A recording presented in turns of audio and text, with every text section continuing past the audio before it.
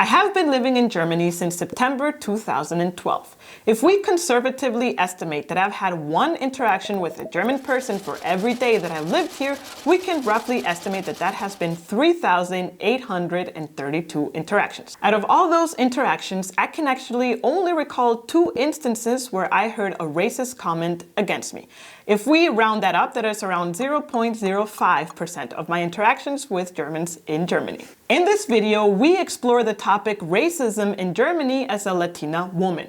I'm speaking from the point of view of someone who had the choice to move to Germany and decided to live here and settle in Düsseldorf. Let's start with the very important and sad truth. Racism exists around all over the world. In my home country of Guatemala, racism and discrimination is lived by every day by Guatemalans who have indigenous heritage. They don't have equal access to education, healthcare, or employment, and it's all purely based on their race. I grew up in a country where I saw discrimination happening every single day. Not towards me most of the time, but towards my fellow Guatemalans. I know this video is about racism in Germany, but before we talk about that, I would like to give a little bit of context and experiences that I've had in other countries of the world. The majority of my family lives in the USA. And when I go visit them, I always have this nagging feeling that I get treated differently because I'm Hispanic looking. I don't know how to explain it. It hasn't been discriminated fully against me, but I just have this sentiment that things just, when someone sees me, they assume things about me and immediately treat me differently for some reason. My first move from Guatemala to a different country was to Budapest, Hungary. I lived there for 2.5 years. And there, I must say, I didn't really feel welcome most of the time. One specific example I have is that I had a Hungarian girlfriend and she was gonna hang out with some friends, and she asked the friends, hey, is it okay if Jen comes along? And they said, no, she's not Hungarian, so she shouldn't be allowed to hang out with us. That's actually what she told me that they said. I was shocked.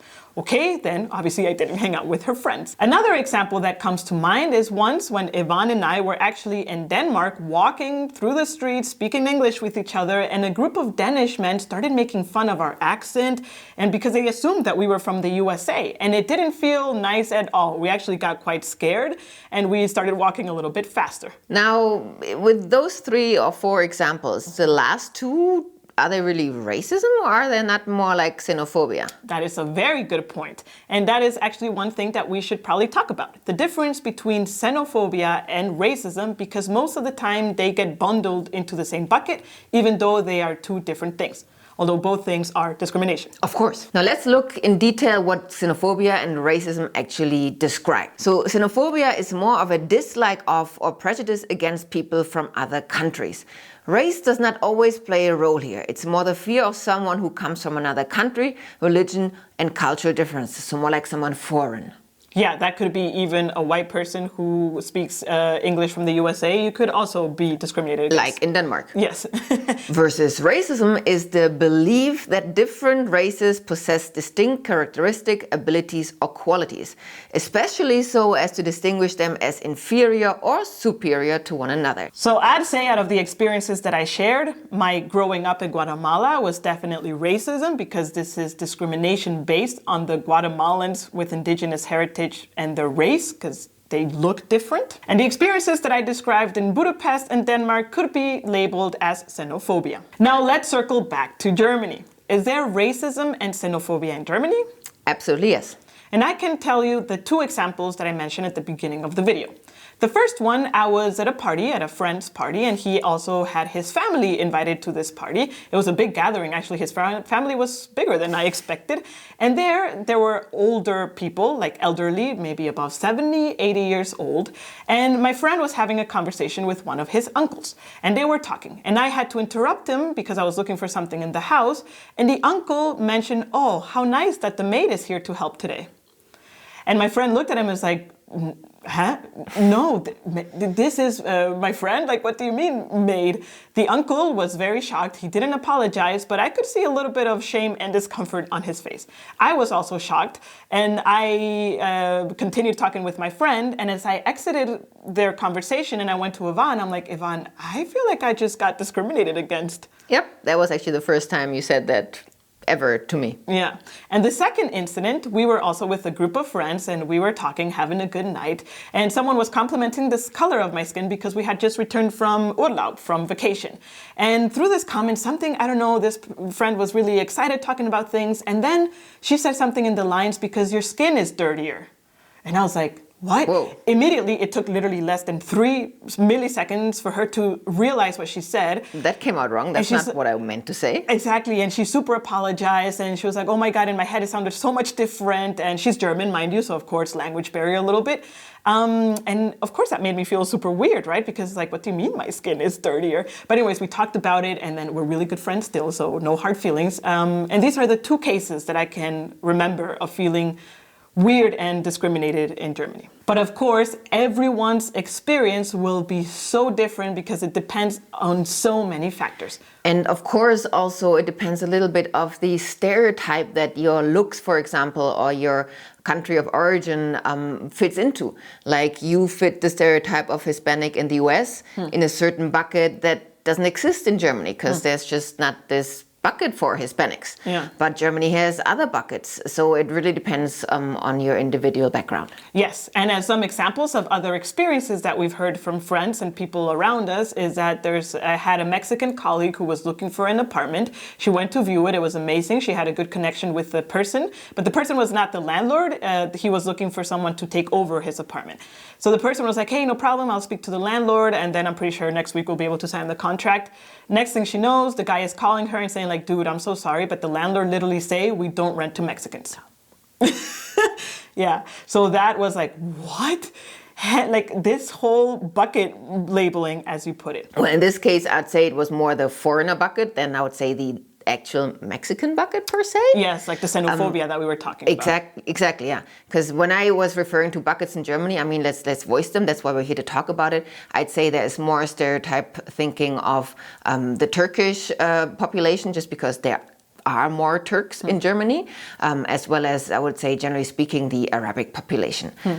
Unfortunately. Another example that we know of is that an African-American friend was together with a German friend in Dresden visiting, and they wanted to dine out and they were refused service, most likely because of the looks of the African-American friend. And another example, here in Düsseldorf, a South African friend, white South African friend, was with his black South African friend. They wanted to go into the club. The white South African friend was allowed and the black South African friend was not allowed to enter the club. I worked with Egyptian colleagues, and one thing I noticed is that out of all the Egyptian women, the majority were wearing a hijab, but there was one girl who wasn't. Once, because we had a really good relationship, we talked openly about the topic, and she mentioned that she had an event or something happened to her in Germany, she didn't go into details, that kind of made her think twice if she should be walking in the streets of Düsseldorf with a hijab. But what I want to point out here is that she had this horrible experience, which I don't know the details. However, the other Egyptian women, they were walking comfortably in the streets of Düsseldorf with a hijab. So again, everyone experiences a different thing.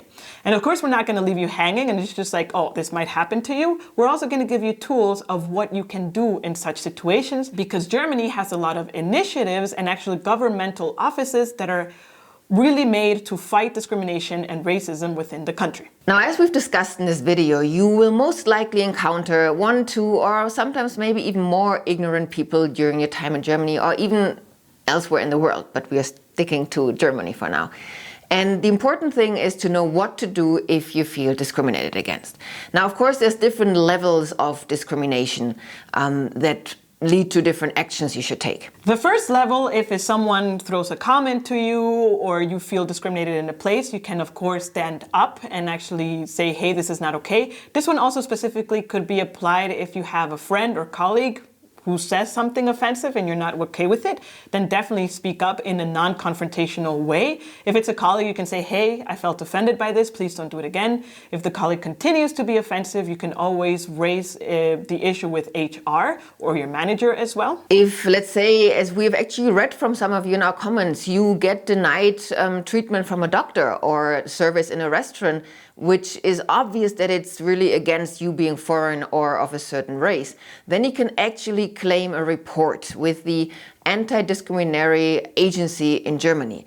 And we would encourage you to do so, because if this happens to you, the chances are this might happen to other people as well. And only if there is several reports, this indicates that this is actually an issue in certain institutions. We will link the website of the Anti-Discrimination Agency of Germany in the description box below. Their website is in English and offers very in-depth information of how to proceed and how you can find help and support. Now, if you do feel in danger or the situation is just escalating out of control and the person is being offensive to you really verbally by threatening you, that's a crime in Germany, or by actually wanting to hit you or threatening you of hitting you, which is also a crime in Germany.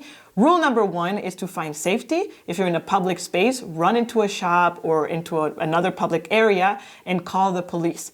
We talked to a police officer regarding this, and his recommendation is find safety and also kind of keep an eye on the person to see where they go, because when you report it to the police, obviously they will need to know a little bit which way the person is going, if you are able to write down a license plate if they go in a car or which direction, to be able to file a report. If you've been victim of discrimination, there's an initiative called VBR, which is short for Verband der Beratungsstellen für Betroffene rechter, rassistischer und antisemitischer Gewalt, which is an association of counseling centers for victims of right-wing, racist or anti-Semitic violence. We will link a document that they have in English as well in the description box below, where you can find information of what to do if you were a victim, how to report it, where are the counseling centers, and where you can also look for help.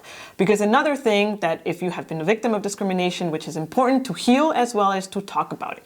To talk about it with your friends, to talk about it maybe in this counseling center, and to also share your experiences with others of how you have felt in these situations. Now, if you're a witness of discrimination, you can also act. And the best way to do it is to speak up for the person that you've seen or witnessed to be discriminated against. Speak up to friends, families, or colleagues. Of course, in a non-confrontational way, because we don't want to cause an altercation, but also point out what was said that is wrong and have that person understand to not repeat it in another instance. By doing the research for this video, I also came to realize that I have actually never talked about racism before in Germany, or I've actually never had that conversation amongst ourselves, even though we are like an interracial couple, you know? And because we don't talk about it, then we are not sensitized to the topic. So another thing that we can all do is just be open to the what it's like blank. What it's like living as a Black person in Germany. What it's like living as a foreigner in Germany. What it's like living with disabilities in Germany. There are so many experiences that we are foreign to, but by listening to other people tell their experiences and how they experience the world, we can raise awareness within ourselves, so the next time we have an interaction, we can be kinder human beings. I would agree. Actually, talking about it also opened my eyes a little bit more and shows that often comments come out of ignorance and not knowing any better and just not having awareness for the topic. If you're finding this video valuable, then consider hitting that like button. And if you haven't subscribed to our channel yet, then there's that button right there that you can click. And if you'd like to go the extra mile and support this channel even more, you can do so in the virtual form of a coffee at simplegermany.com/coffee. Thank you for your support. Another thing you can do to fight racism and discrimination in Germany is to join an initiative. There are tons of initiatives within Germany, all over in different cities, which fight racism and discrimination. You can always join them, join for an event, volunteer. You can simply Google for such a Verein. Usually they're under the label of Verein in your nearest city. So to the big question, should you cancel your plans to move into Germany? You need to decide that for yourself. In my case, it was a great decision to move to Germany. But moving to a country, it's both adventurous and a really hard thing to do. If you don't speak the language, you need to learn a brand new language, a brand new culture, brand new rules.